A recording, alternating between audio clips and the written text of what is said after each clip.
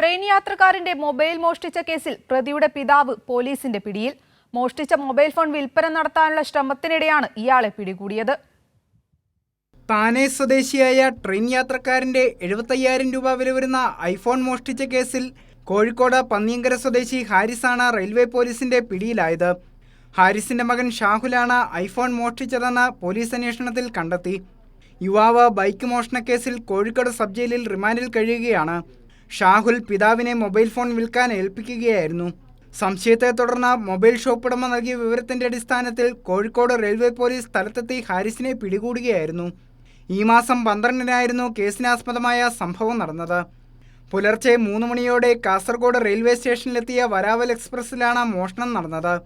യാത്രക്കാരനായ മഹാരാഷ്ട്ര താനെ സ്വദേശി കേതൻ സഞ്ജയ് കുൽക്കർണിയുടെ 75,000 രൂപ വില വരുന്ന ഐഫോൺ 50+ മൊബൈൽ ഫോൺ ഉറക്കത്തിനിടെ ഷാഹുൽ മോഷ്ടിക്കുകയായിരുന്നു.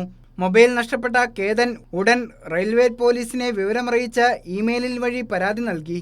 പ്രതിയെ കാസർഗോഡ് റെയിൽവേ പോലീസിന് കൈമാറി. കാസർഗോഡ് റെയിൽവേ പോലീസ് അന്വേഷണം നടത്തിക്കൊണ്ടിരിക്കുന്നതിനിടയിലാണ് കോഴിക്കോട് നിന്ന് മോഷണക്കേസിൽ കൂട്ടുപ്രതിയായ പിതാവ് ഹാരിസ് പിടിയിലായത്.